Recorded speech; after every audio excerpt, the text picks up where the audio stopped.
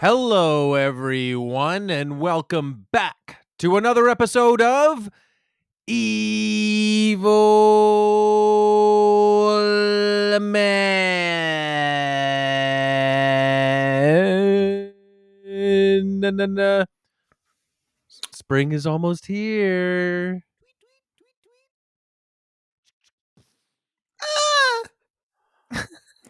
It's I nice. wasn't a bird. I was a guy. Oh, crap. I'm going to jail. And that is Everything's the melting. new play that Chris and I Yeah. are putting out for the Toronto Fringe Festival this summer. It's based called- on Anton Chekhov's The Seagull, but it's a guy. Yeah. The guy, it's called. Charles But yes, Gull. great intro, Charles Chris. The Mike, Gull. sorry I interrupted you there. Guys, this is Puddle City these days in Toronto because it was 4 degrees Celsius. And for our American listeners, good luck figuring out what that means. But the massive snow dumps have been melting and there just was puddles everywhere. It's a puddle lover's dream come true right now. You know who takes massive snow dumps? Frosty. Yes. Yeah, after he eats snow Taco Bell. Imagine Our guest Taco has already Bell- our guest has already talked and we haven't said anything. But I'm going to stop. Who's our guest? Who is it? Who are you? No. Identify yourself. Well, our guest today is, he's a real, he's a guy's guy, first of all. And we're so happy to have him. He's from Vancouver. He's the host of the podcast, Stop Podcasting Yourself. Let's hear it for Dave Shumka. Woo! Obviously, of course, you do your own intro better than we could do. Yeah, That was great. it would be nice to be able to lease Dave in to do intros for us and sort of do a lot of the things that we're not as good at doing, just I think generally. it would be great if the Evil Men was me, Dave, Mike, and James, and then Graham Clark starts his own new thing, Yeah, I think so too. right? Graham, are you listening to this? Graham, you hearing this This shit? good idea I have? Guys, thanks so much for having me. What are we sipping on tonight? Oh, great cue. I was recommended at the wine rack. Y'all got the wine rack out in BC, Dave? We don't have the wine rack, no. The wine rack is a government of Ontario approved wine merchant, like we have the beer store and the liquor store. I was going to buy a cheap. It's based on tits. Yeah. It's got sort of a tit theme. Yeah. You walk in between, like you walk through the cleavage to get into the store. Yeah, don't ask how you get to taste the samples of each wine. I'm drinking a Pinot Noir called Boo, B-U, with a little accent on it. Oh, and sorry, Mike. I thought you were spelling B-O-O. no, it's not a Halloween wine. Oh, It's, in fact, a French and Canadian blend of wines. Oh, I was So- going to say, wines are supposed to taste better when they're older, so that one would be good because it's from Halloween. Oh, vintage Halloween wine. Oh, I'm drinking a giant jug of water with a dollop of apple cider vinegar in it. Yeah, the reason I asked what you guys were drinking was because I wanted to know what was Chris's cloudy water. It looks like you're drinking piss.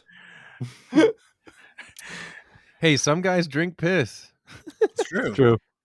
Well, actually, Um, Dave, I on Instagram, I sometimes look at a wellness influencer who lives in, I think, on Vancouver Island, and that guy is drinking piss and jerking off to get power and stuff. I don't know if you've seen this guy. He's kind of famous.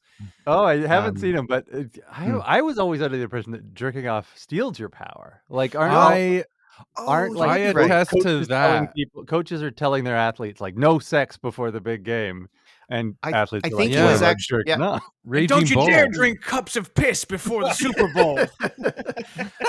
I think he Yeah, was drink 'em saying after. jerk off, but don't finish, and that was like what Vikings did or something. Oh, okay. And look That at was why- how it turned remember- out for them.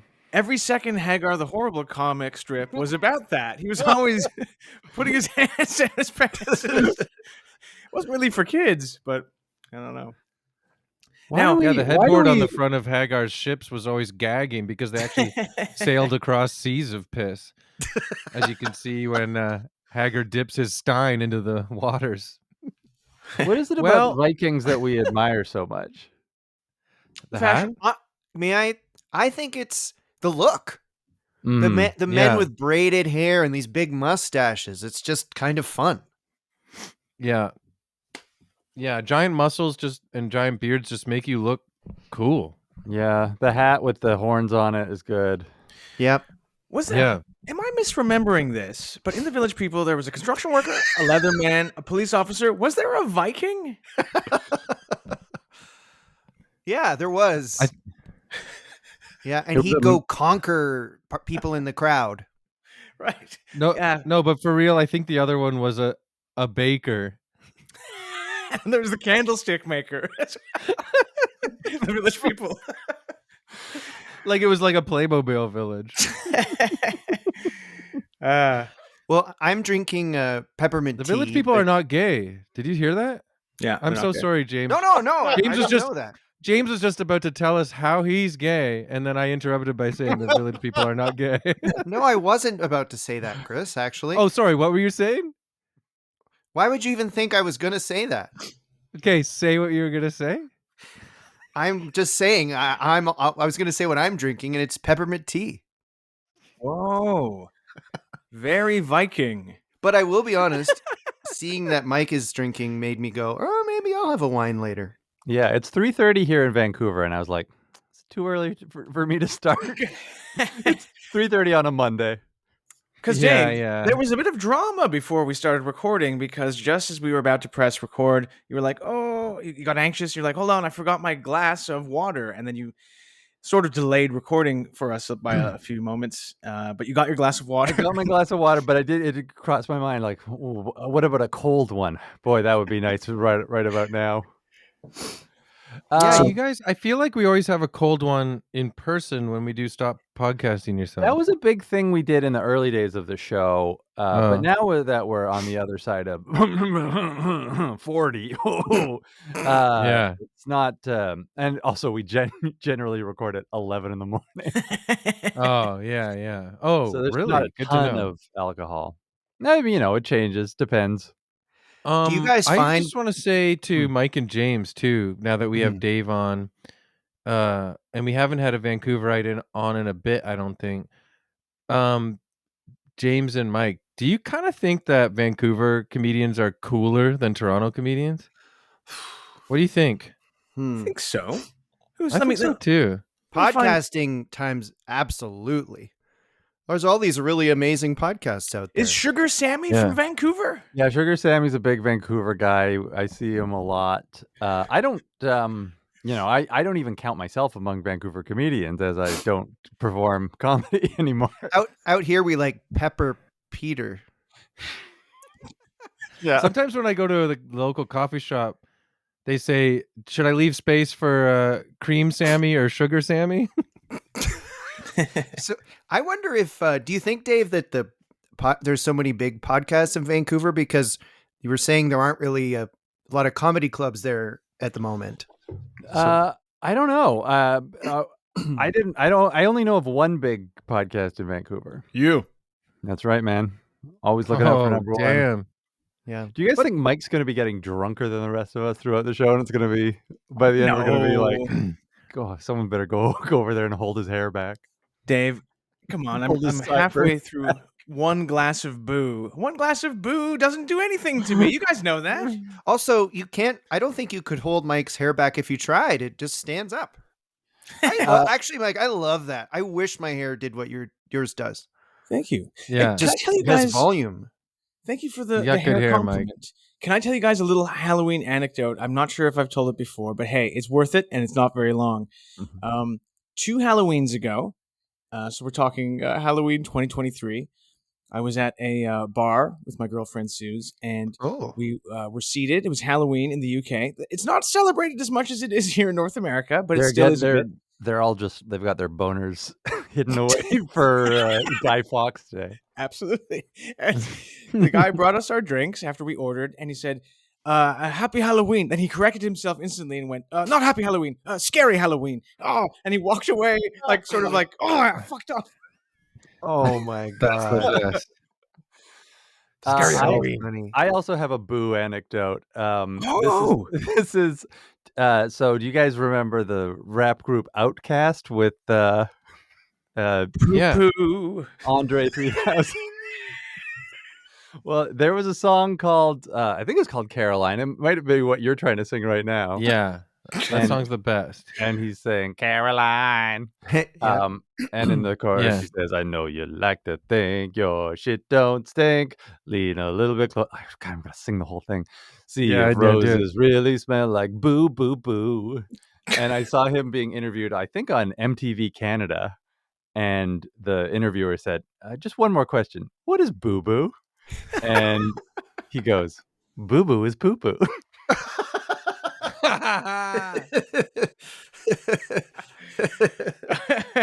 Boo boo is poo poo. I thought he was saying doo doo. It's boo Yeah, I boo. thought he was saying poo poo. Well, it's all the same because boo boo is poo poo, and we know that doo doo is poo poo as well. Yeah, why didn't he just say poo-poo and spare us all this misery? That's Well, Mike, the Andres. artists- That's Andres that sings that. It's Andres. Yeah. Artists Okay. don't necessarily like to just spell things out for you. Like look Right. at Kendrick's Super Bowl performance. They like to Yeah. leave. Yeah. What did it mean? Yeah. Hmm. Yeah. What did Hey it Drake, mean? I heard you like poo poo. That is so fun. Like that, the two of them and their beef. Like it's like Drake didn't know that was like, "Oh, we're having a play fight," and Kendrick was like, "You are a pedophile." Yeah. Drake was literally like looking from behind the couch in Australia during that. In his shows now, I don't know how long he's been doing this, but they're basically like he's turned into Mr. Beast. Like every show he gives away $40,000. So there are people in the crowd holding up signs saying like, "Give me money for like my father needs an operation," or like my son needs to go on vacation. Wow. That sounds like you're bribing like fans to come to your show after you've well, been I'm really- decimated. I'm really sorry. After about your father, career's but been I gotta destroyed. Give that kid a vacation. My Your kid dad's needs gonna vacation. die. Oh, I missed that. Drake, come on, be serious. My kid needs a vacation. He's 6. Yeah. I was thinking that in My this, kid these- needs a vacation, Drake. I mean, he's my kid. God. I was think thinking about in it. these beefs, like Mhm. there is like a high level of intimacy to spend this much effort, I guess, hating the other guy. Like, do you know what I mean? Like weirdly, Someone you would was telling me like technically Drake is technically a co-star of that Super Bowl halftime show because he made it all about him. Right. Yeah. Like I don't know, it's weird. It would be weird to be connected to be a man, a grown man who's blowing up because he's fighting. Yeah, there Drake was should have come to the Super Bowl and given $40,000 to Kendrick as a peace offering. hey, take your kid on a nice vacation. I 15 years ago, Kanye West and 50 Cent had an album coming out the same day, and they like orchestrated this fake beef, and it like benefited both of them because they were number 1 and 2 in record sales. And I think that's what Drake thought was going on. And it's like, nope, Yeah. I'm going to point out every time you were creepy. Yeah. I think that might have been 50 Cent and The Game. Okay. I mean, you know, No, commenters, get in there. Let me know who you side with. Chris and I now have a beef. What if? Oh Yeah. God, the great East Coast West Coast podcast beef of Canada. Yes, that's really good. That'll be mutually beneficial. Chris, you could call. I guess Chris and Dave could each call each other pedophiles. Yeah, let's do that. Hey Dave, What if Drake? A minor. Hey, Chris, a bip pop boom pop bip pop bam. How about that? I'll be back. Drake needs to release an album where it's a concept album where each song he makes a different argument about how he's not a pedophile. And the album's called "I Am Not That." Yeah. You know what I'm Yeah. talking about. His next album's called No, I'm Not. And it's him on the cover with some It's called No, I'm Not. You are. he's on the cover with some 65-year-old women, just so there's no doubt about what he's into. Not even close. And they're all holding up their IDs. Yeah. He's helping his girlfriend cross the road on the album cover, like it's Abbey Road. Abbey Road, but it's Drake crossing an old lady by the arm. Old Lady Road. Dave is right. Okay, I Googled it while we were having a fun jam.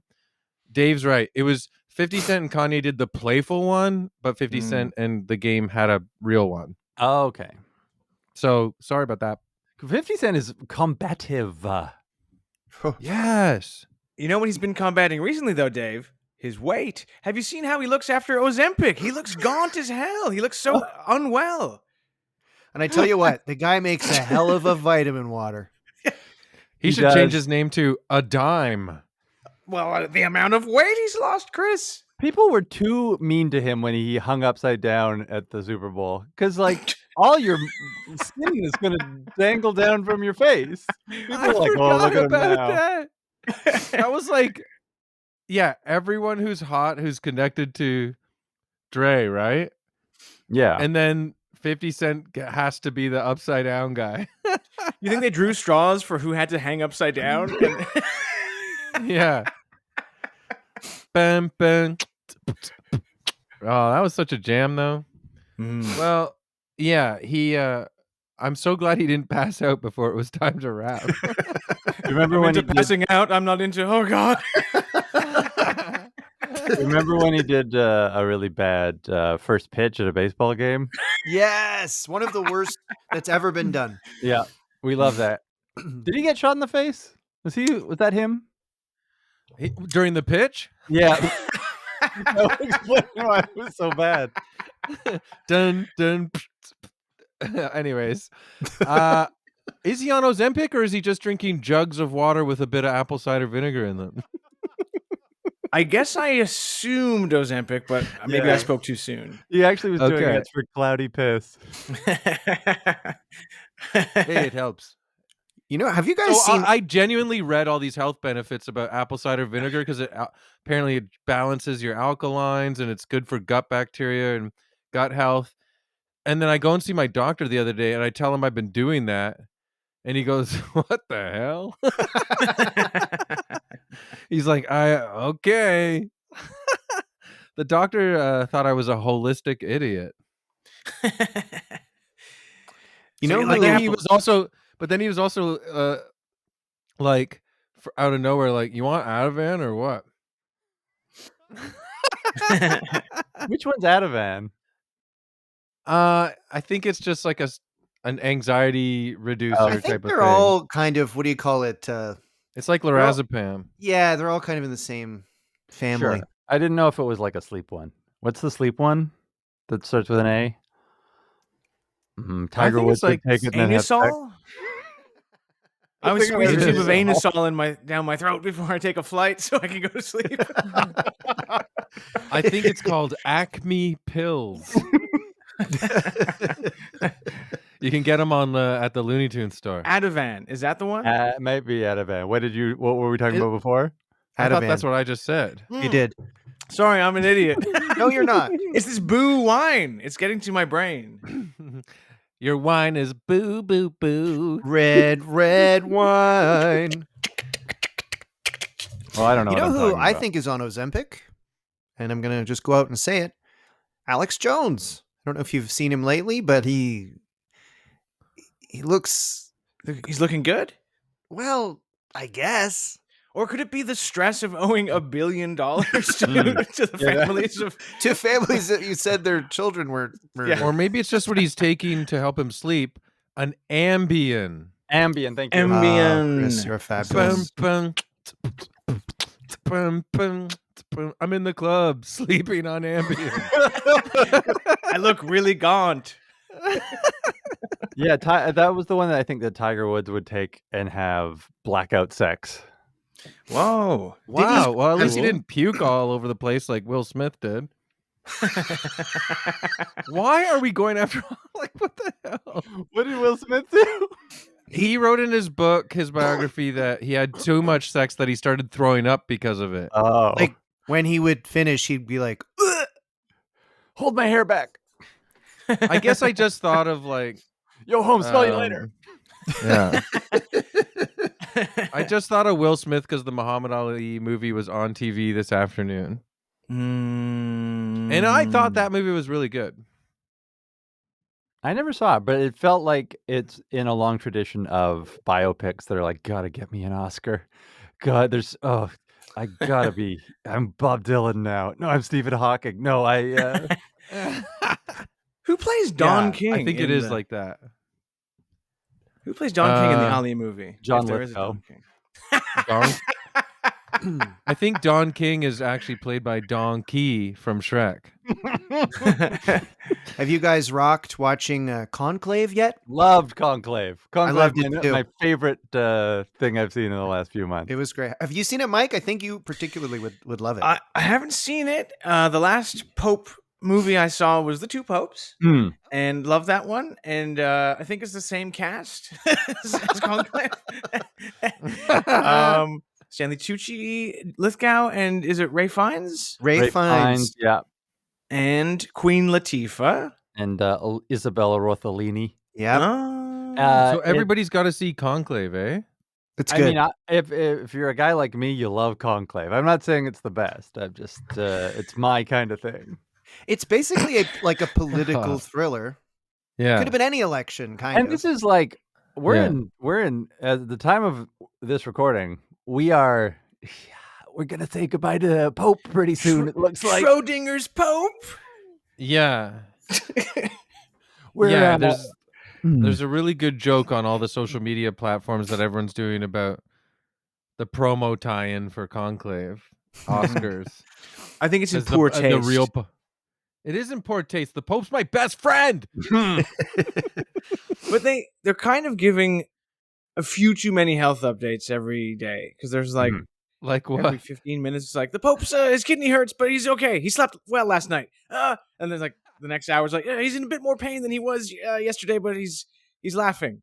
yeah. It's like when they'd be like, Jimmy Carter's still alive, and then show a picture, and you'd be like, are you sure? Yeah, I had to look up whether because there was that Pope who retired, the Yes, previous Pope, and I was like, could he get it back? But no, he died a couple of years ago. he fucking died like a dog. He died in a East Coast West Coast Pope battle. Oh, the Great Schism. Mm-hmm. Well, I hope the Pope pulls through and gets to live for a lot longer. I do too. I feel for his Yeah. wife, I feel for his family, you know. With too wife young. as mistress. Yeah, what is the Pope going to leave behind? My God. So Toronto had a Catholic World Youth Day about 15 years ago, I think, maybe longer. Yeah. Did Vancouver ever get a visit from the Pontiff for a big festival? No, we've gotten Prince Harry a few times though. That's pretty cool. Oh, the other Pope. Yeah. Oh, were the Invictus Chelsea Games just Handler out there? comes here a lot.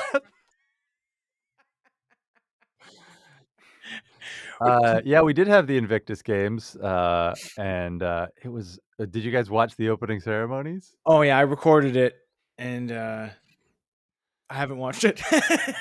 It was very like casual, considering it was in a stadium. Like it was in the middle of the day, and they didn't have any like lights. It was just like it sort of looked like if you're performing in a church basement in the middle of the afternoon. But Katy Perry performed and Chris Martin, but he did crowd work in between. It wasn't like choreographed, like here comes the song and then there's this light show to it. He was taking his unplugging his guitar and switching guitars and talking to the crowd. It was very overly casual for a event. Do you think that the Olympic opening ceremonies kicked the ass of the Invictus Games opening ceremonies? I mean, I'm trying to be nice about it, but yeah. Right. Yeah. Well, I won't be watching them. Screw those veterans.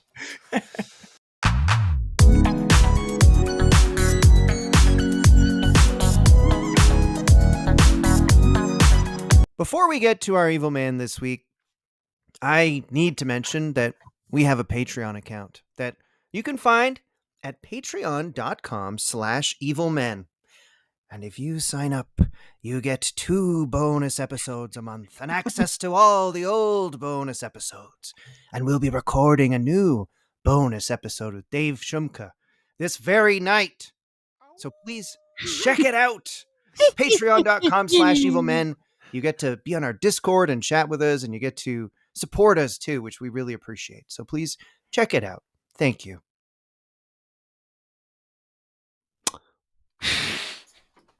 Well, Wow, that was does really one of you guys want to good. ask me? Anyone want to refill your drinks? I might have a little top up of boo. Oh, Michael, Is Boo a white or a red? It's a Or a red Pinot sparkling. Noir. Okay. Well, maybe I'm going to have a small one then if you're going to. I'll be right Boo back. fever. I was saying boo wine. Boo wine. Darn, I didn't say it when we were. If James got up and was wearing cutoffs. Or like girls' underwear. Oh my God. Doesn't James come across as someone who would quietly wear girls' underwear under his jeans?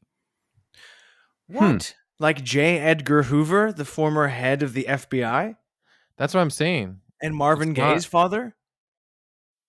Did he? Is that why he shot Marvin Gaye? That's why he shot him. Was that worth When keeping I in got the that conversation you guys had? We had a wait. great combo. We touched on Marvin Gaye. We touched on J. Edgar Hoover. We touched on whether you're wearing women's underwear. Oh, well, stay tuned for the bonus, and maybe I'll show you all. Oh. Bonus. We thought it'd be James. funny if you stood up and just were wearing women's underwear. That's awesome. That's awesome, guys. James, can I ask you a question right now? Sure. And this might concern our guest as well. But what Okay. what the heck is the subject of this week's episode going to be? Oh, Mike. Well, I'll tell you, Michael. I asked Dave Shumka who he would suggest as a topic this week, and he picked Eric Clapton. The inventor of the blues. Blues man. Slow hand with the shot the sheriff. Yep. Yeah. I and reggae.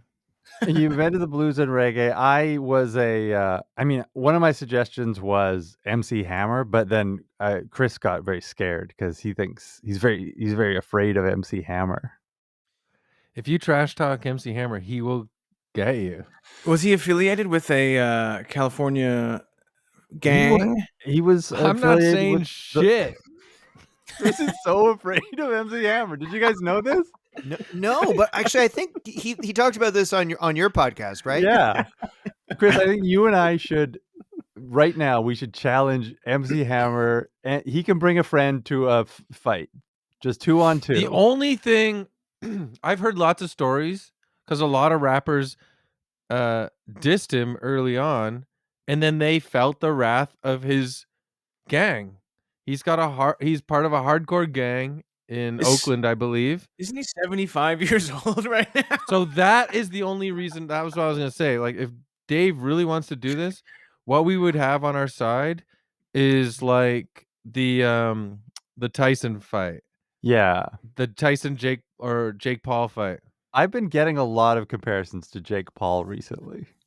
Yeah, we Really? would be Jake Paul in the Canadian podcasters versus Hammer Versus MC fight. Hammer. He's 62 Yeah. years old and he's a preacher now, but he could come out of retirement. He's and always been kind of a preacher too. Like, didn't he Absolutely. have It's his connections. It's not him. It's his connections. Do you remember Oh, yeah, his he- sermon he about the rolled Addams me. family? go to his LinkedIn and see his connections? Sermon about the Addams family. No, he did have that song "We've Got to Pray" just to make it today. Well, that's right. Yes. Yeah. Yeah. Anyway, guys, I chose Eric Clapton. Last time I Hmm. was on, I chose Gene Simmons. You're a These rocker. I'm a rock fan, but I like to keep it to people who haven't, committed murder. Ah, Oh, I see. You don't want to okay. laugh about knives going in and out of people. No, I guess not. Dave, were you a classic rock fan as a younger man, or even as a current Dave? I am a classic rock fan. I like all the old classic rockers, and but Eric Clapton just seemed like a guy who always sort of sucked.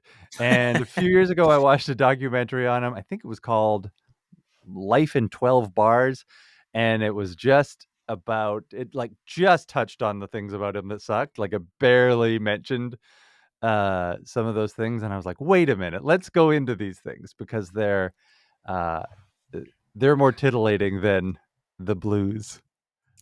Well, when I was Yeah. like 15, I like you listen to the CDs that like are in your house, Mhm. and I listened to Cream of Clapton a lot. That was So not his greatest hits. That was just an album of him nutting. yeah, I was just like, ooh, yeah. This He was heroin trying to infused compete. semen. He was trying to compete with almond milk and oat milk. Clapton Cream. Put that with your sugar Sammy. I had with my biggest Eric Clapton connection was like the hugest thing he did in my lifetime was his Unplugged album. Right. And I remember in grade 5 and 6, you would go to parties, and it was our first parties with girls, maybe grade 6 and 7, and people would slow dance, and everyone had a pretty limited CD collection in 1992. So you would slow dance to End of the Road by Boys to Men and Tears in Heaven by Yeah. Eric Clapton. Imagine Yeah. getting your first, feeling your first breasts to a song written in tribute to his son that fell out a window. Let's go Um, back in time right now and think just how rock solid a grade 7 boner is. Let's And not Great. actually think about that. Hey, Chris. I mean, on your own person, Oh, remember okay. your No, it's own too late. memories. It's too late for me. I was thinking about Control your yours, Chris. mind. Chris, you were thinking about Dave's. Dave's, you were thinking about James. James, you're Yeah. thinking about Chris's as well. I feel like that's a fine pact because we have an adult understanding of what we're talking about. But yeah, to Tears in Heaven. Mm-hmm. And you're trying to like, okay, this is really gross. I'm so sorry, guys. Oh, it's But okay, Dave Chris. brought it up. But when you slow danced with girls at that age, did you try to have it hide away from them, or did you go right in close? Or were I'm you just saying upfront it as about it? Oh, we were. Asking if you were. I was like very timid, so I wouldn't. My body would not touch her body. It would be hands exactly. on hip and hands I on would shoulder. arc my butt out like a Yeah. golf swing. I remember dancing with a girl in a grade school dance and being so stressed and also being nowhere near each other. And as soon as the song ended, it was like, whoop, like, we're out of there. Yeah. And then Yeah. I remember going to my first party in grade 8, and there was so much grinding. It was like between grade 7 and grade 8, it just went from. It was a whole new world. Don't you dare close your eyes. And that was all due to the amazing success of MTV Unplugged Eric Tears Clapton. in Heaven. Yeah. Everyone was fucking to that album. Right before, apparently in the studio, before Clapton recorded Tears in Heaven, he said, middle school boys are gonna fucking get laid over this shit. He said that with tears in his eyes. He's like, at least HJ, give me a break. They're gonna try out their first screwdriver, and they're gonna get an HJ, an over the pants HJ to this shit. Wow. Watch this. He said, "Hold my beer." Well, he Well- was a bit of a drinker, that's for sure. That is for sure. Well, I could start telling you guys a little bit about Mr. Clapton. All Yeah. right. Do you guys Um, what like before we get into it? Do you guys like on the pantheon of evil men and evil musicians? Does he spring to mind? I think he would. Yes. Okay. Yeah. I You really guys like all music, and I know that he's a jerk. Yeah. all three of you guys, I think, know more about this world than I do. Like, I'm not. You're all more schooled in like rock history than me, I think. So to be No, this will honest, be cool. It'll be like if C-3PO described how a gun works. James, to I be think what honest, you're saying is that we're all sautéed in the blues. that is exactly what I'm saying. That We've and got I peanut just, sauce all over us. to be honest, other than sort of knowing he maybe ripped off blues music, I didn't think of him as a bad guy. I didn't know. To be honest, I didn't know anything. So were you blown about away by a bunch of stuff? that. Yeah, kind of. I guess it's not that Pretty crazy. interesting. Anyway, a lot of interesting stuff. Well, thank you for doing it. Oh, well, you're welcome. Well, let's start it off here. So he was born in 1945 in England to a 16-year-old British woman and a 25-year-old soldier from Montreal. Woo! He's Hey. half Canadian? He is. But he Wow. didn't know that till much later. Yeah, Yeah. he didn't find that Oh. out until Remember much his later in song life. "My Father's Eyes" that came out in like 2000-ish about when he found out his dad was a soldier. He should have worked in like a Wayne Layla. Gretzky reference. You But know, Layla, or there is that line in Layla where he's like, Layla, did you know I'm half Canadian? Layla. Did you know that Montreal has the craziest strip clubs of them all? Layla, have you seen SCTV? Well, I think it's cool that we gave a shout out to Sugar Sammy, famous Canadian comedian, and Montreal in the same episode by chance. That's where he's from, I think, right? Okay, sorry, James. well. Anyway, so yes, So Eric's his dad was. his dad was 25, his mother was 16. Yeah. Mm. Just like in a I blues song, it think reminds me of. Kendrick Lamar is going to be Oh. writing a song about your dad Yeah, as he's well, next. Eric. Well, yeah. So Eric's dad, he was drafted off to war before Eric's birth, and then the dad returned to Canada.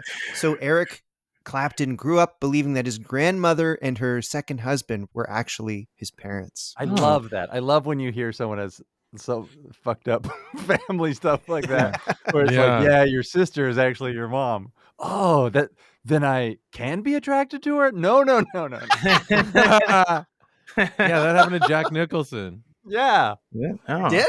Jack Nicholson's mom, he grew up knowing her as his sister. Hmm. And then Can in I- Chinatown, he had there was something about that as well, I think. Can I do a Yeah. little? Chinatown ended up being his dad. Can I do a little song based on Eric Clapton's father's sort of life? Sure, absolutely. Eric's dad has got it going on. Okay. Okay, yeah, sure. Thanks. Anyway, Thought we might get a second line out of it. no. Eric's dad has got it going on. He's a Canadian soldier. Something is wrong. Yeah. Good. Well, get this, guys. A Canadian soldier's sperm created the inventor of the blues. So his mom, she had a baby with this Canadian soldier. Anyway, years later, she married another Canadian soldier and moved to Germany, leaving Eric with his grandparents in England. You know what? You know how Justin Trudeau is single now? Maybe someone should introduce him to Eric Clapton's mom because she loves Canadians. She loves the Yeah. way we make love, and who can blame her, right, guys? He loves a Canadian in uniform, I think. is the thing. Yes. Well, podcasters have a kind of uniform. Making love to moms is what Canadians do best. I'm sorry. What? I drank way too much water with apple cider vinegar in it. Oh, your alkalines are all fucked up. I feel crazy, man. So, one day as a kid, Eric Clapton received an acoustic Hoyer guitar for his 13th birthday. James, did Oh, you memorize no. all this? Yeah, I did. It was difficult to play, and he briefly lost interest. Could you Oh. imagine? Thank Oh. God. No, because 2 years later, He picked it up and he started playing again. No. One day, Eric Clapton received a guitar as a gift. It sounds like his audio biography, like read on Audible. He So got he into picked it the up. blues from an early age, and he spent hours learning blues chords and playing along to records. Oh, that was an epidemic in England in the 50s, I think. Was just like Yeah. they were just picking up blues radio from whatever the They were worried it was going to become like a pandemic and have to have a lockdown. and Eric Clapton has feelings about that, I'm sure. Yeah, he does. He certainly does. I forgot about that. Yeah. Yeah, so he went. every boy was into these blues 45. Sorry, James. Yeah. No, go ahead. No, but that's what he was. Right. So he went to art college, but he got expelled because he wasn't focused on art. He was focused on bloody guitar. Oh, Eric. Yeah. I don't understand what art college is in England because every band seemed to start there, but like, is music not art? Yeah, I wondered that too. They've got different words like public school is private school. Yeah. I don't know what they're doing over I think there. it was. Yeah, you're right. From what I understand, because like the Beatles and like every band from the 60s, they went to art college or whatever. I think it was a way to avoid going into the world of work, and it was free, and it just gave you time to do what you wanted, kind of. Interesting. Good insight. The Beatles, I think, majored in jacking off together. Yeah. Oh, right. I forgot about that. That's why beat is spelled BEAT. That was what they They wanted. almost called themselves the Jackoffs. They got a big fight with Ed Sullivan because on their first big American debut, they wanted the curtains to raise, and they were all sitting in chairs in a circle jacking off. And Ed Sullivan was like, "No, you have to play a song." Do you want to do another round of Icky Biscuit? The Beatles. Help! 100 million Americans watched the Beatles jack off that day when they debuted on the Ed Sullivan Show. I want to hold your hand. I wanna Was hold my- almost your called I want to dick. hold my own dick. Hold my dick. I want to hold my own dick.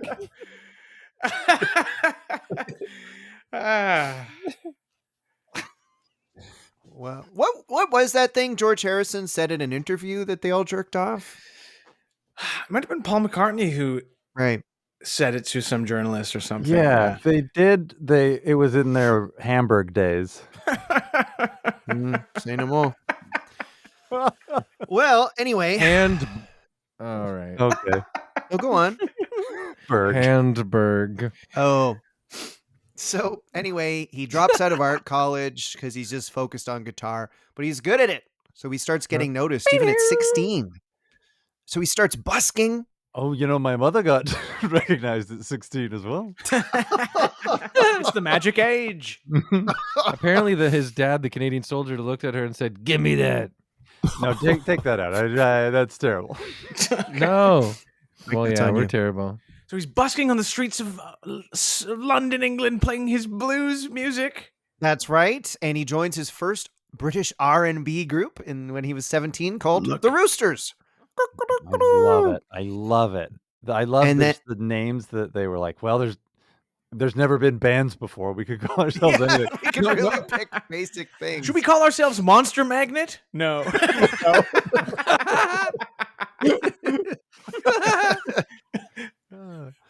When he was 18, he joined the Yardbirds, and he was with them for 2 years, 63 to 65.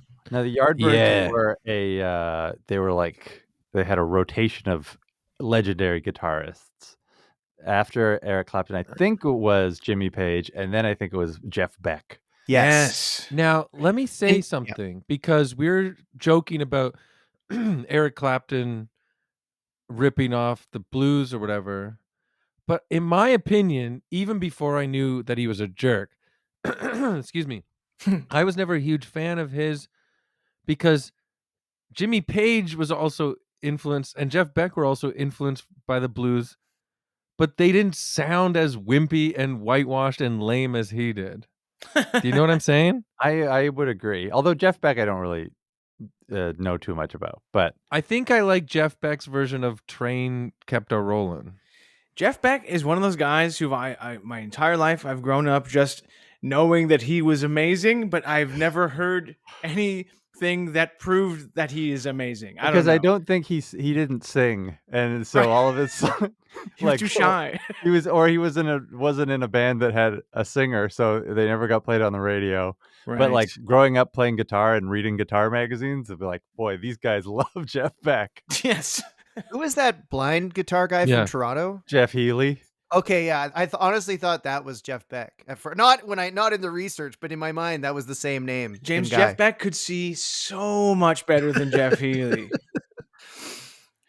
Jeff Beck could actually see through stuff. He's anti-blind.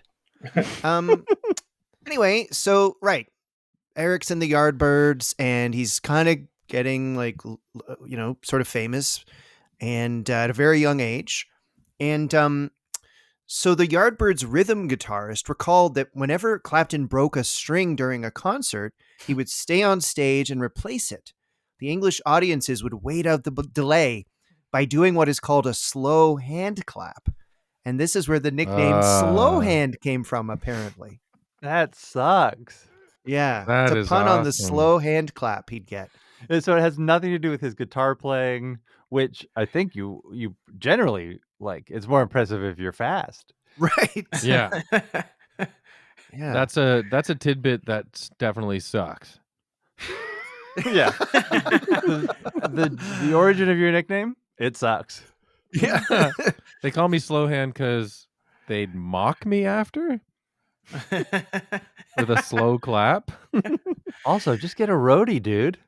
Yes. Yeah, really. Hey, they could have called him Stinky because he occasionally farted on stage. That would be a better nickname for him. The audience would give him sort of a stinky hand clap. The whole audience would be like, I do this like Yeah, his nickname's Stink Wave. Stink The whole audience put their noses inside their shirts. We called him Nose Shit. the Yardbirds had a big hit, that song "For Your Love." Yes. And That song does rule. yeah, It I listened to it rules. today. It was cool. And the band was kind of moving in this pop direction, and Clapton hated it because he was all about the blues and not commercial success. So the day "For Your Love" went public, Clapton left the band. Wow. It's funny because Right. all of these British musicians that were influenced by the blues, they also liked pop music as well. Like they wanted to be successful. They wanted they wanted to have their blues licks reach the masses. Yeah. But not How do him. we make the blues sound like you don't have the blues? Yeah. So Clapton Well, stayed true to his blues muse and left the Yardbirds.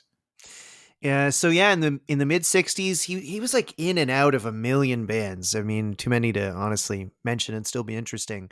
But he was gaining a reputation as being like the best blues guitarist going. And Why are you so worried about this not being interesting? no, just he was like in this band for You're worried a to year. say John Mayall's Blues Breakers? He was in the band The Roosters, The Boosters, The Rabbit-Abba-Doosters, The Flintstones. The Pigs. The Blues Flintstones. Blues Flintstones. So did you guys know the famous slogan "Clapton is God"? Yes. I know the graffiti. It was a graffiti that I don't know if just one person did it and it took off. Yeah. Someone spray painted "Clapton is God" and there's on a wall in London, and now there's a famous photograph where a dog is peeing on the wall.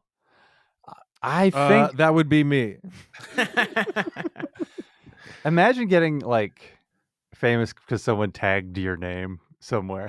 There's someone in my neighborhood who keeps tagging Fat Booty Celine Dion everywhere. That's amazing. That's a better tag than Clapton is God, as far as I'm concerned. Yeah. Clapton is God. Yes, and that was like famous because I guess there's a picture of it, and people were like, "Wow, everyone loves Eric Clapton because he can go."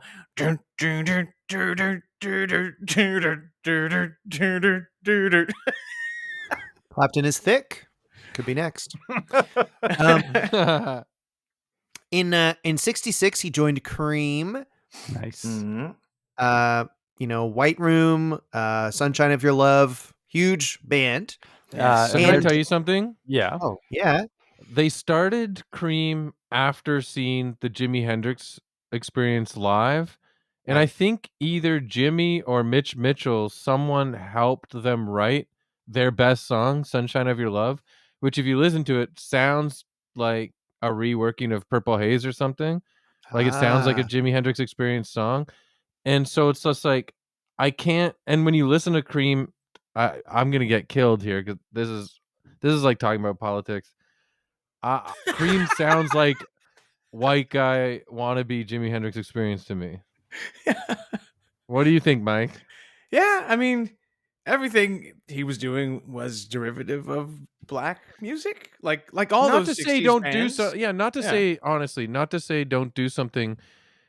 If you're a fan of it, like obviously, like I don't know, it's complicated, but Eric Clapton specifically, especially with what we're going to mention probably a bit later, Mm-hmm. that's it. Really is a bummer. But let me see. I think they basically started after he saw Jimi Hendrix Experience live, which I always thought was like, um, And they were really seen as, like, at the time in the late '60s, apparently, as they're almost not quite. I don't know if they were rivals, but like those are it's you. Either Clapton's the best guitarist in the world or Hendrix is. Like, But they're And- both that's who you debate pretty hard between. to listen to. Like they'll both do 20-minute guitar solos that are just the same notes over and over, and I'm not here for it. I'm sorry. Come after, MC Hammer, come after me.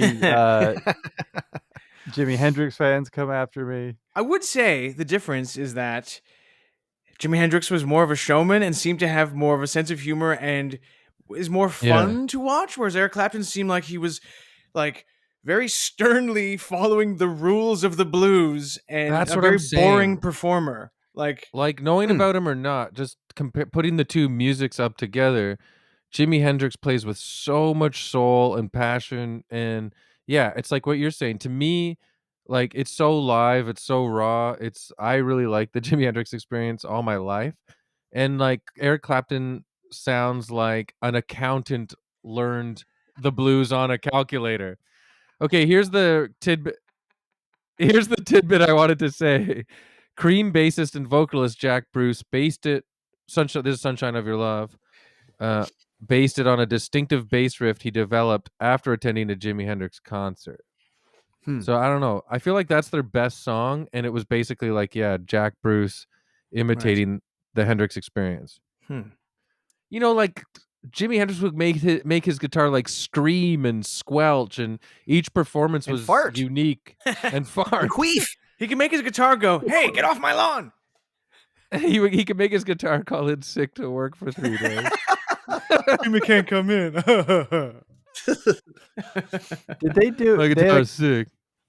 So No. you get my passionate Yeah. Yes. comparing the two. F Cream, in my humble opinion. I'll probably get killed by some hardcore guys. And all the way with Jimi Hendrix A-OK. Do not want to piss off the Cream heads. they did a cover.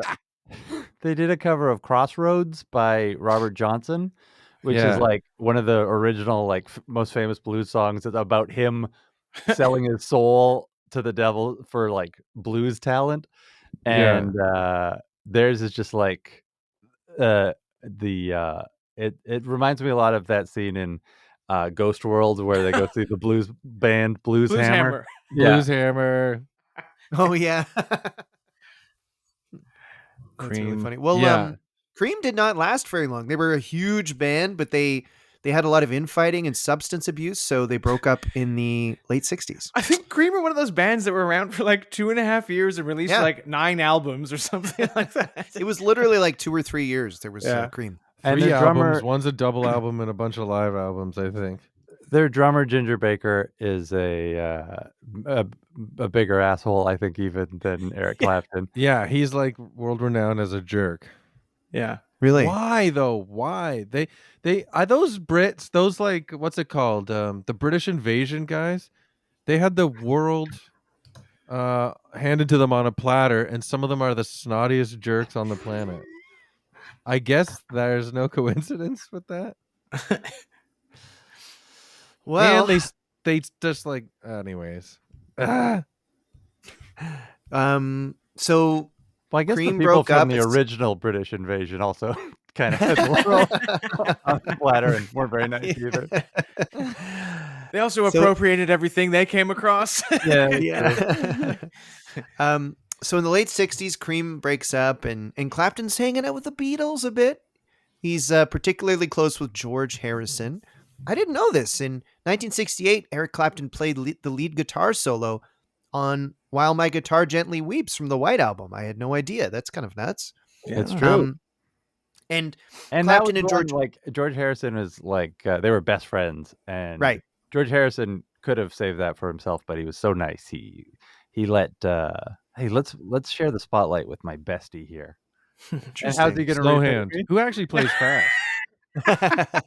Don't be fooled by the name. Did you know I don't this? know if we should have a man named Slowhand on the album. No, John. He's actually fast. George Harrison must have been like, I love my life. I've got a great band, a great wife, a great best friend. It's going to last forever. Everything's perfect. Did you guys know this? In 69, when they were recording Let It Be, all the Beatles are fighting, and George Harrison quit the group for several days, and John Lennon suggested they complete the project with Eric Clapton if George Harrison did not return. Yeah, it's in Get Back. That is part of the movie where George quits, and they're like, oh no, and then George isn't there for a few days, and they're like, should we get Clapton in? But then George comes back. So they didn't have to do that. But I think that would have been a different. could maybe play guitar. Maybe not. We'll get back to... And then also Paul McCartney almost left at one point, and then they were this close to hiring Bootsy Collins to play bass. We'll get back to his relationship with George, but Clapton around this time makes up the band Derek and the Dominoes. I always was like, why did he make up that name? What a stupid name! But I did look it up, and it was originally going to be called Eric Clapton and Friends. What a insanely bad name! It sounds like a comedy night. Yeah. Yeah. At a restaurant. Yeah. Oh, we're going to pass the hat at the end of the show. Yeah. My friends need to get a beer too. For some reason, someone would call Eric Clapton Del, like his nickname was Del. So they toyed with the name Del and the Dynamos, and then someone misread it as Derek and the Dominoes, and they just went with it. And that's why they have that weird name. And that someone went missing right after. But they weren't like that popular a band, partly because people didn't know Eric Clapton was in the band. It was just like a confusing name. And, like Layla didn't become a big hit until like a few years later, Right. because like the That's album was so just kind of a funny. flop. And were you gonna say the story about Layla? Yes, I'm Okay. getting to that now. Right. So Eric Clapton, good buddies with George Harrison, and Eric Clapton was also pretty darn good buddies with George's wife, Patty Boyd. Yeah. So what basically happened was George and Eric, they're friends, and George is kind of inspired by his time in India. I watched this on a YouTube video. You guys tell me if this is wrong, but according to a true seeming YouTube video, George was very influenced by his time in India and wanted to emulate the god Krishna, which partly involved being surrounded by a lot of young women. Apparently. And Patty said, quote, George wanted to take advantage of being a handsome, famous, rich guy and see how girls feel about him. So meanwhile, Eric Clapton lives like 30 minutes away from George Harrison and his wife, Patty. And Eric starts having darn feelings for his best friend's wife.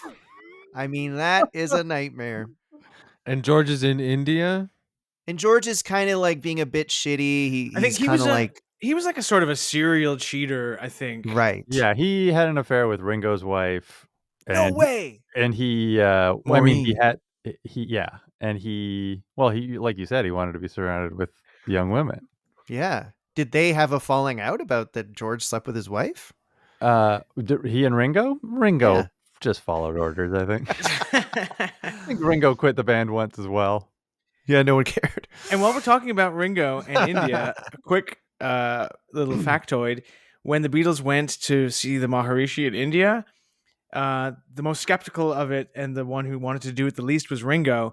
And part of his reservations about going was that he wasn't so sure that he would like the food in India. So when he went to India, he brought briefcases full of cans of baked beans so he could just eat beans in India.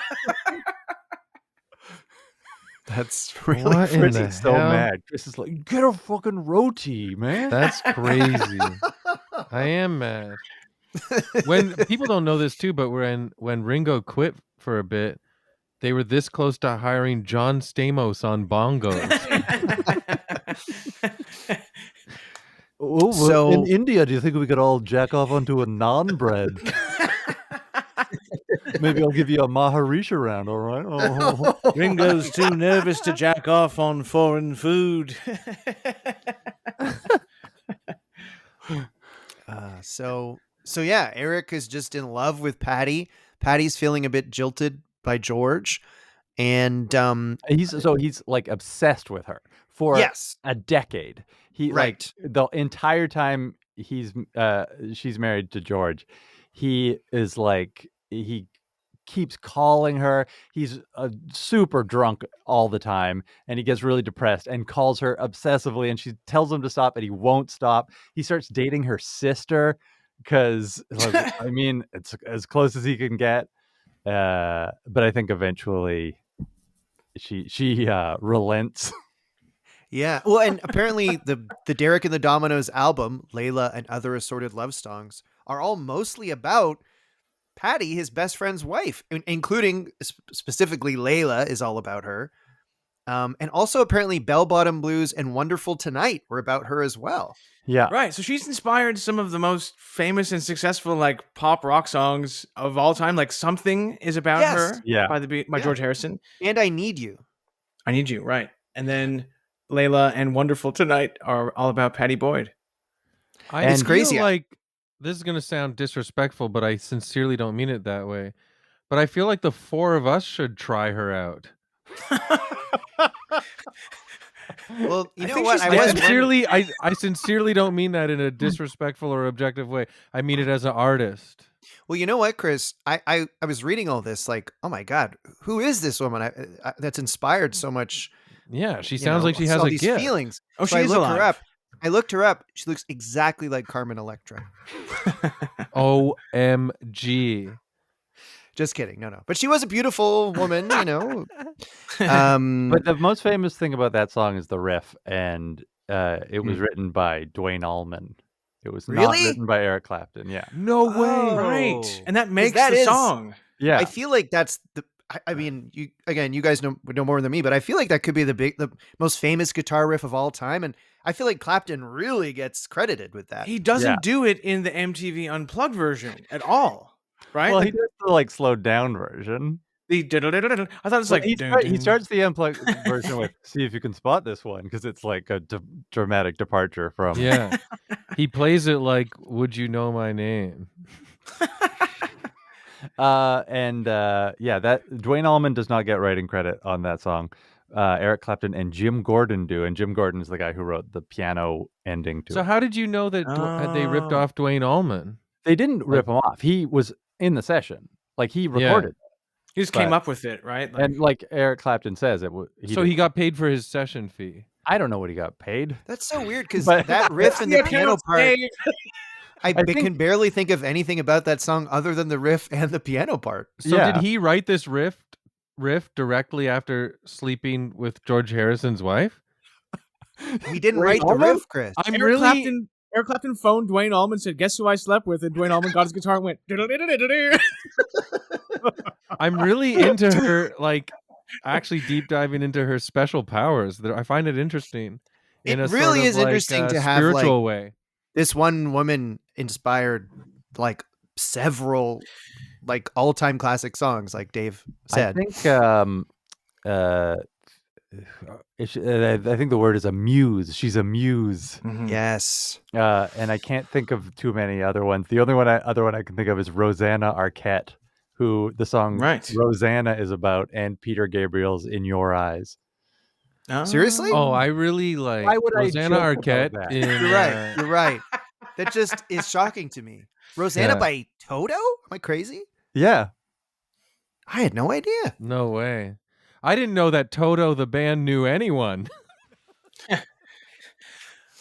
You know Well- what's funny? I just assumed, I love the song. Like, who doesn't, of course? Like that song Africa by Toto is, it's funny and fun. I just always assumed they were all African American guys. So I'm like, surely a bunch of white guys aren't going to sing a song called Right. Africa about Yeah. Africa. Nope.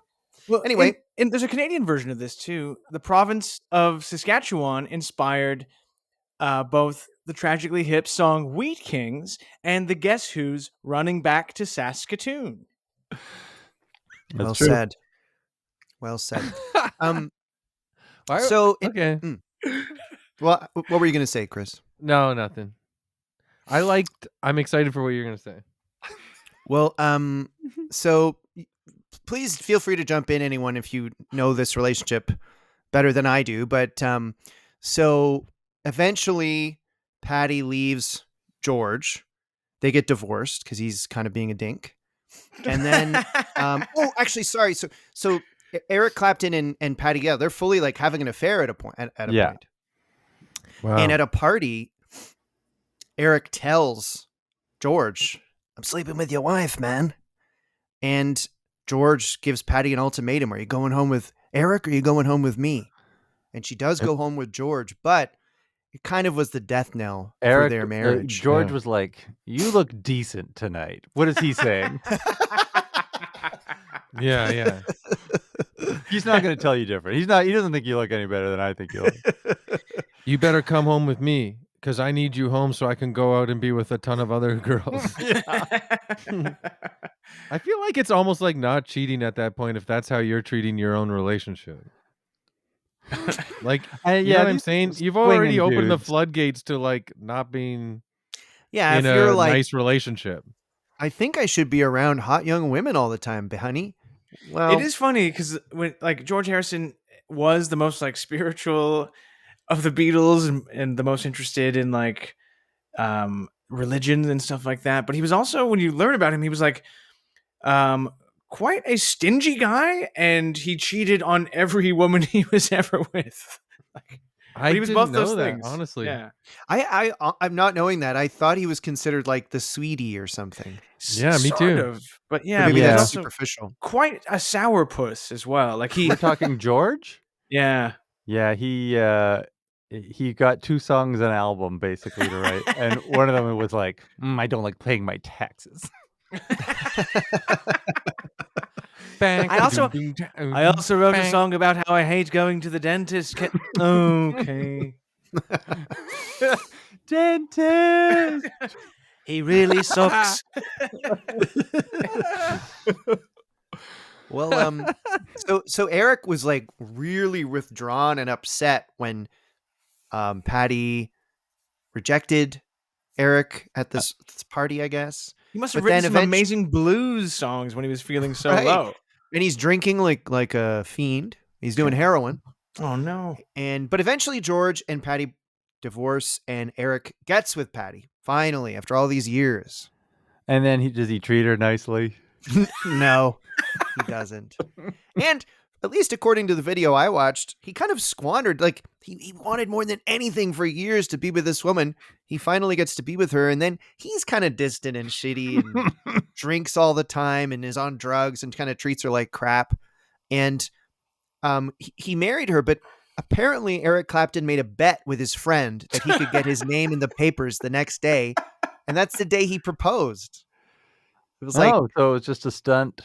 I guess. Anyway, I think George must have felt. I'm sorry. imagine if your wife left you for your best friend A, but also he's a full blown heroin addict.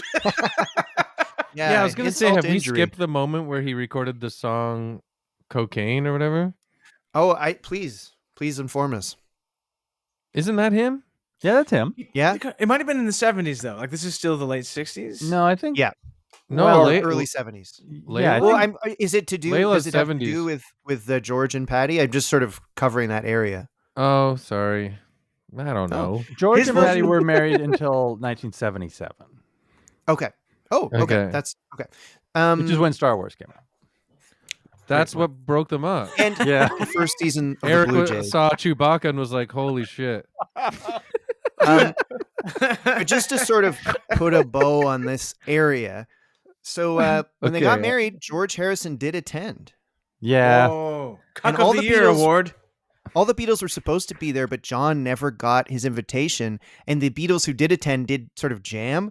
And apparently it would have been like maybe the last time all the Beatles would have jammed together had John gotten that damn invite. Damn it.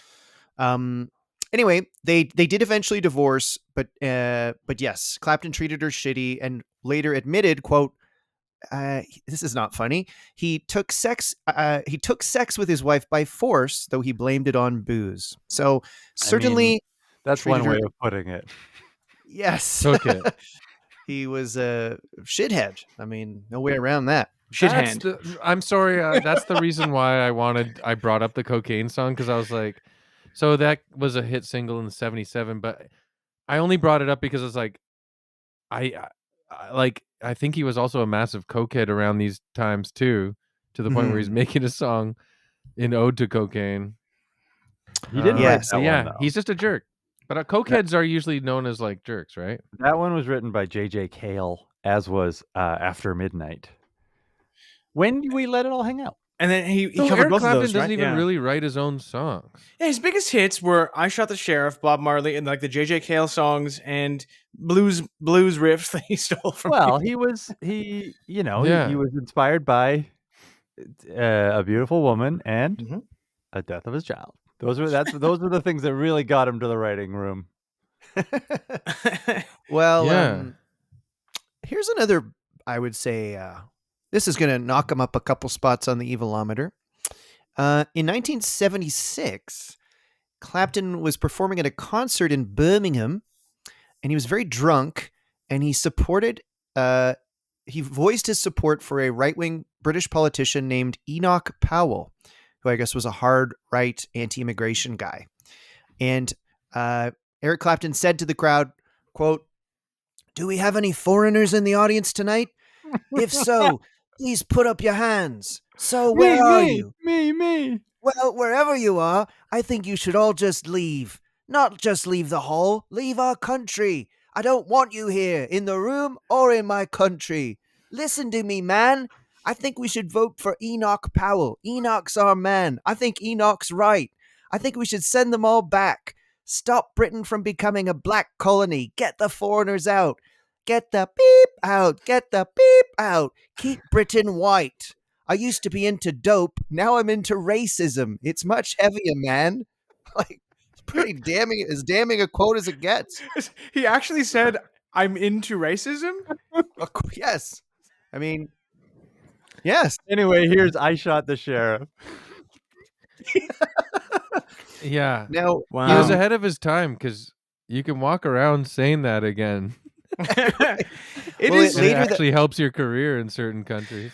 now, he did sort of follow up about it. And later that year, he said, quote, he didn't know much about politics and said that immigration speech, that he didn't know what came over him. And it must have been something that happened in the day. And it came out in this garbled thing. But it's funny because he keeps distancing himself from the quotes, but also saying, well, maybe it's true. In 2004, he referred to that guy, Enoch Powell, as outrageously brave. And he said the UK was inviting people in as cheap labor and then putting them in ghettos.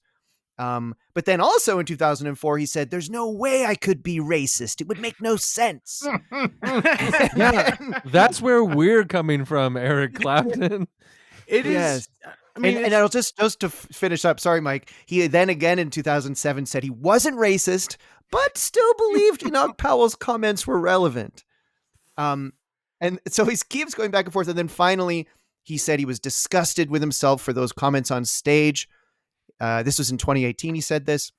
He said, quote, "I sabotaged everything I got involved with. I was so ashamed of who I was, a kind of semi-racist, which didn't make sense. Half my friends were black. I dated a black woman, and I championed black music."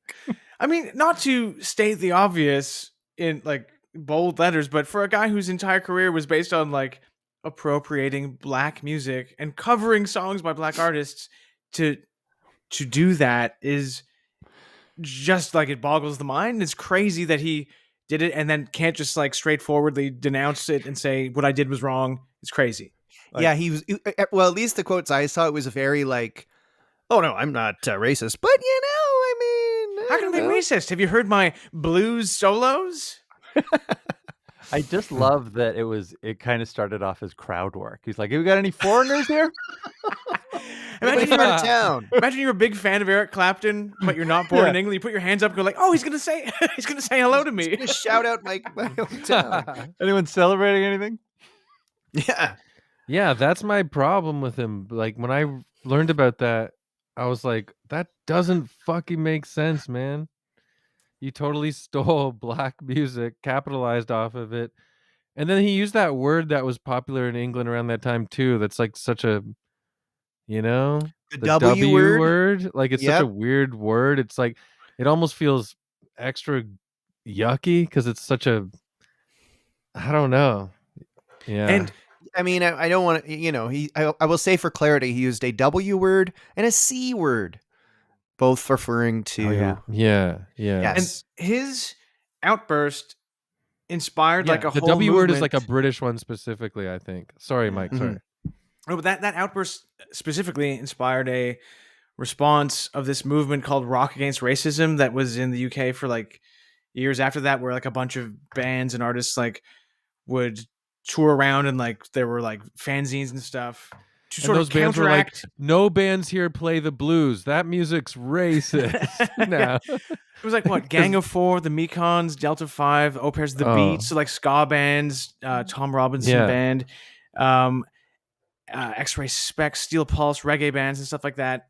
And That's amazing. The Clash. And it was also because in the UK at that time, there was like a problem with like, I don't know, hooliganism and like just racism with like groups like the National Front that were. And Mike, sorry, I'm so sorry to big interrupt you, time. but I read that also David Bowie said some weird shit that helped inspire the Rock Against Racism as He well. said that Oh, really? the Britain could benefit from a dictator, and A fascist leader, yeah. and he was like, there's a photograph of, or like he was reported to have maybe done a sea guile when he Is this arrived like- on a train. And This there is were, weird. It's fuck? like paralleling now when there's people Yeah. like Elon Musk is sort of our David Bowie. absolutely the He's giving fat me white permission duke. to be weird. Oh my god. I wanted to make that joke and I don't even want to make that joke. Okay, I see the picture of David Bowie doing it. There's a few actually. And it sucks he did that. He was also like Clapton, totally out of massive his mind drug on addict. drugs, but it's not it's not okay. Michael. Or maybe Well he's said. just autistic. Speaking of Eric's drug and alcohol use, it got extremely bad. He could have easily died. He was such a addict, but he went to rehab in the 80s a couple of times and has been sober since 87. Now here's a sad thing also. He's still alive. As we alluded to, in 1991, Eric Clapton's 4-year-old son died falling from his mother's friend's 53rd story balcony. Ugh, That's so scary. it's fucked up. That's so. And this, was the inspiration for the song "Tears in Heaven," which was a big hit, and that Dave slow danced to girls with. The child who died. So he was with Patty for 10 years, and they couldn't have children. And then he cheated on her and had 2 children with this other woman. And no one knew about that until this one child died. And then the Whoa. press started digging in and figured that out. Oh, weird. Whoa, dude! Was I he in didn't the know that. child's life? I don't know. Well, he Huh. wasn't in the room. I always thought he was in the room when this happened. He was on a different continent, I think, when this happened. But it's still very sad. It's truly horrific. Yeah. It's a good question though. Like he was on point with the question. Like, would you know? Would you know my name? Because he Like, never met him. We Remember don't. when Mr. Show did a parody? Yes, Like, it was that the was pretty funniest thing dark. on the planet. Good Lord. I It can't was- believe they did that. Mr. Show is my favorite.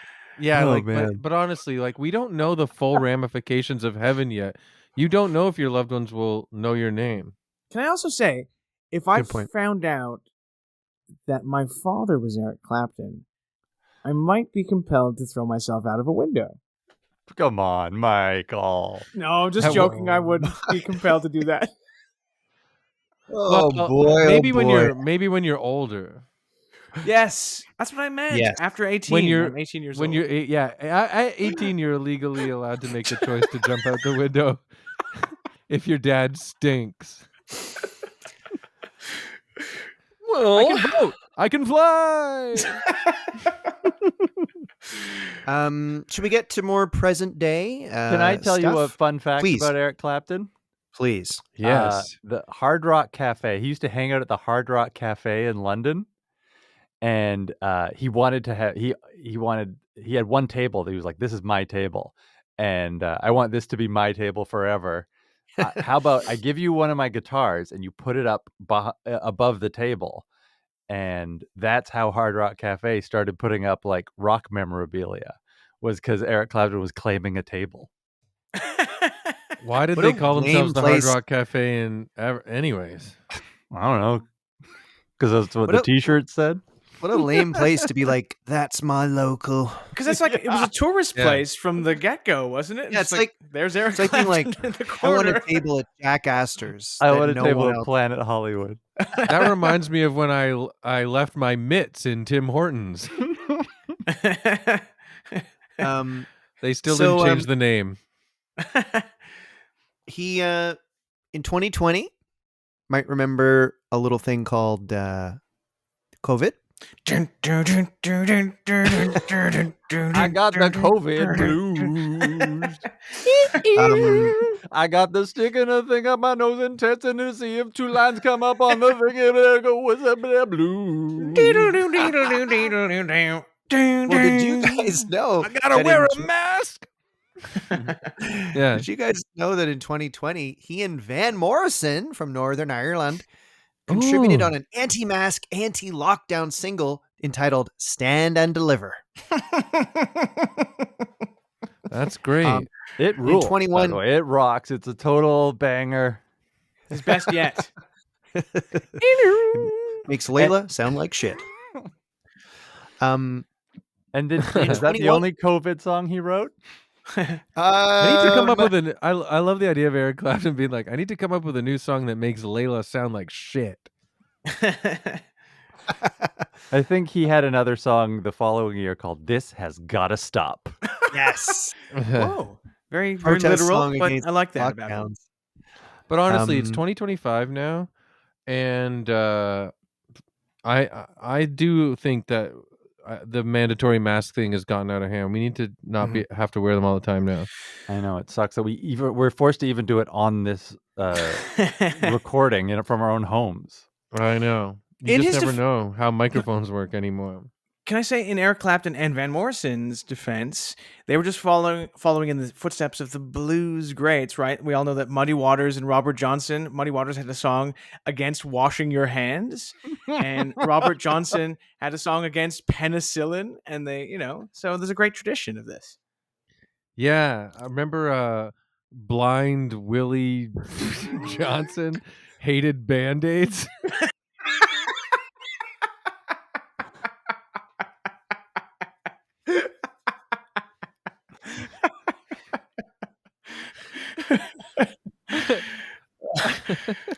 Well, I have two final little nuggets here for you All guys right. to dip into your sweet and sour sauce. Mm. that So was amazing, James. Thank Can you. you say that again? Well, I've got 2 more little nuggets here for you guys to dip into your sweet and sour sauce. Okay. I My can't eat chicken nuggets God. anymore since I went gluten-free. I really do miss them. Yeah. Anyway, so you guys talked about the thing where sorry. he is kind of derivative of these black blues artists.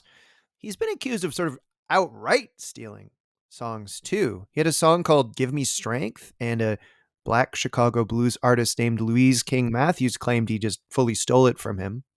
Yeah. It feels like that's a complicated issue. I don't know. It does feel Bob- complicated. I mean, yeah. there's only like because of the way the blues is, there's only like 4 possible songs. So Yeah. Yeah. Bob You know Dylan the Led said, Zeppelin stuff like, that comes up often? You know, like Yeah. the Lemon Song incorporates a couple verses from an old blues standard. There's a part of me that can somewhat justify it in my head because I really still like Led Zeppelin from when I was a kid, you know? Like, you're kind of right. There was this crossover period where it was like genuinely like, let's pay homage, but then they didn't put writing credits on it. So I think, yeah, they were doing what like other blues artists before them did, but if you're on a giant label that's paying you buckets of money, the better way to pay homage would be to give, cut that check. Yeah. Thank good you. point. Yeah, Chris Locke, everybody. Mhm. Vote for him for Toronto City Councillor. Chris Locke, a politician who still likes Led Zeppelin. The last little nugget I have is that in 2021, Clapton won a lawsuit against a 55-year-old German widow who wanted to sell her late husband's CD collection, Yo, that's Not- his mom. not knowing that one of the CDs she was selling was a Clapton bootleg, and she listed it on eBay for $11, and Clapton sued her for $4,000. Clapton clapped back. Won. Yeah. That's Yeah. pretty stupid. why I is saw that. He's rich. According to this, he has 120 million pounds of, he's Flesh. worth that. So Applesauce. he doesn't need that 4,000. That's a weird one where it's like I don't think he really sued her. I think it was just like so many people have a hand in his money or in his music that Right. The like, record company's doing record companies just automatically doing that.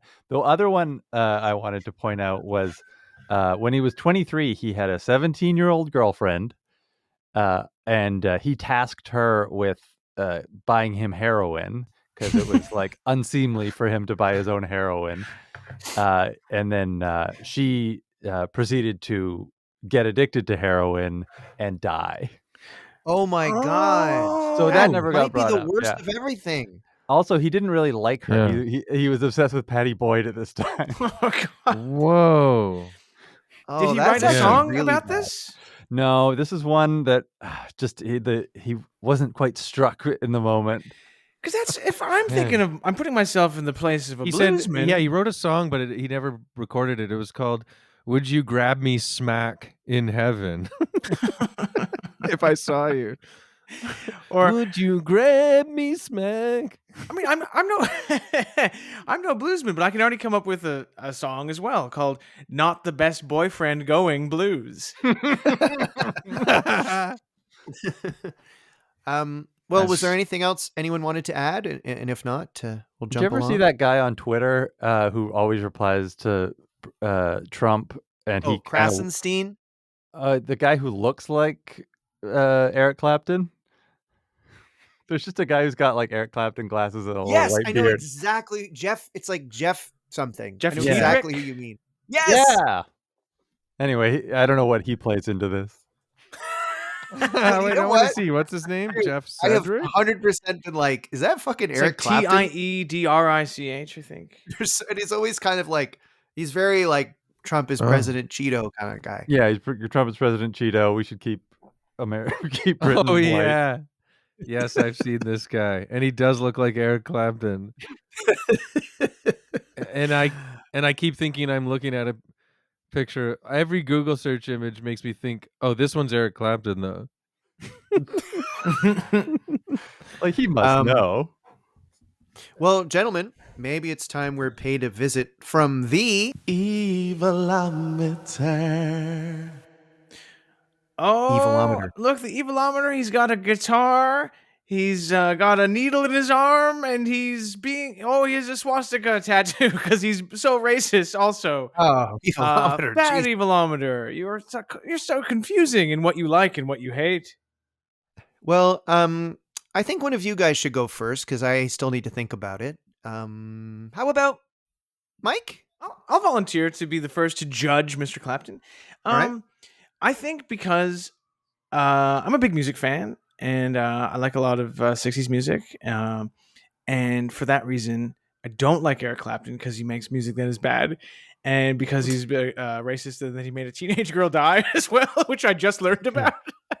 I'm going to give Eric Clapton a 9.3 because I don't like Whoa, Eric my Clapton. God, Michael. Wow. Don't like him. Fair enough. It's your score.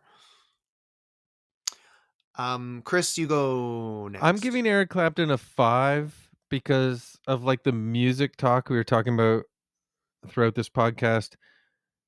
I'm gonna give like say like, and it's not good. It's like, you know, Rolling Stones and like, oh, you didn't bring up Blind Faith, by the way. Wasn't he in that? Yeah, I didn't mention all the bands. There James were a was lot. Who so cares? bored by how many bands there were. Yeah, right. Blind Faith was actually kind of boring. I'll get killed for that from like hardcore fans again, but I would Chris say thinks- I'm gonna because he A bunch of 73-year-old like classic rock fans are gonna call like email Yeah. us. His throat. Steve Winwood is God. yeah. But I think like I don't know how to put this. It's Okay. like I don't want to justify all the big guys like the Stones and Led Zeppelin fully ripping off the music and making millions and millions and millions more than the original artists. But, you know, they don't get a full pass but it was like a different time, and I think it's okay to be inspired obviously, and you know, but like Eric Clapton is the worst of it because he sucked, and like I said, he was racist outright to a giant stadium of people, and he played the blues guitar like um like someone that your mom and dad would see play the blues at their local golf club and be like, "Oh, we saw a blues guitar. We like the blues." And we got their CD, and then they show you the CD, and it's a CD the guy made by himself, and his wife plays the beat on a synthesizer behind her, and you know, it's like do, do, do, do, do, do, do, do. And then the guy goes like Actually, that sounds pretty good. yeah, and then well, Cruise that's ship because blues. I can't do bad mouth blues. I can't even imitate it badly. But then they buy the CD, and then the blues guy's name is like, you know, Jeff Thompson. Jeff Diedrich. Jeff Yeah. Diedrich Blues. Yeah, and it's got Jeff Diedrich's. You're like, huh? Yeah. Well, You get what I'm saying? I'm giving him a 5 just for shitting on the music, in my opinion. Also, yeah, like I'm a huge, so is Mike. We talk about it a lot on the show. Big reggae fan. His version of I Shot the Sheriff sounds like watery diarrhea. Whoa. Well said, Whoa. Chris. I'll go next, and we'll save Dave 5. for last. I'm doing 4.2. I think that's actually pretty high for a rock guy who isn't like, you know, a serial killer or a dictator. What are you giving him? 4.2. Okay. We're close. We're close. Yep. Dave, what's your evil score? Okay, because look, he's got a handful of songs I like. Layla is great, regardless of what his contributions were. Oh, we didn't mention the back half of Layla playing out for that tense scene at the end of Goodfellas. Yeah. Classic. That's good music placement. For Your Yes. Love is really good. And there's just so much that's like mediocre, but that's fine. You can make a ton of mediocre music and not be evil. But I guess the racist rant, that's bad. The people he hurt, That's bad. I think he's like he started off as a busker, and I can't defend that. Yes, yes. That's like, I mean, you should do busker month and just do this episode. You and Mike need to after connect on be this. Bring back Yeah. capital punishment for Hey, busking. And Yeah, that's a really Mike style insight. That was a good catch. Oh, yeah, you guys are on the same wavelength on this one. Yeah. yeah, I'd say 4.5. Wow. Ah. I like it. I So think I'm almost as extreme as Mike. I think I didn't when I chose Gene Simmons last time. I think it was like, oh, it turns out he just like seems like an asshole, but he's harmless. So I think Eric Clapton is worse than Gene Simmons. I agree. Very well, Yes, me too. let's wrap Maybe. this up so we can do a little bonus episode. But Dave. Dave, yeah, So you host. glad you got to join us again. We should have you on every other time. Yes. I'd love to. Also, we'll rebrand the podcast of the four of us. I don't know what Graham is gonna do, Yeah, but he'll figure it out. the problem But is also, we should get Graham on, guys. get him on. Absolutely. You know what? And check out Stop Podcasting Yourself. You probably already know of it. It's a really Yeah, popular, you know of it. hilarious Come out podcast to that Dave Vancouver, hosts. boys. with We'd Graham. love to get you in the room here. We Yeah. keep talking about we really want to do a live show in Vancouver. Yeah, we're gonna so try I in the hope we do it. summer maybe to do try it this or year. the- Yeah. Cool. And if anyone in stop- Vancouver has a bed where I can sleep on in May, send me a message over LinkedIn. Okay. Send Mike proof of your bed. Guys, thanks Dave for coming on. Anything else you need to throw out there before we go? Nope. Well, that was another great episode of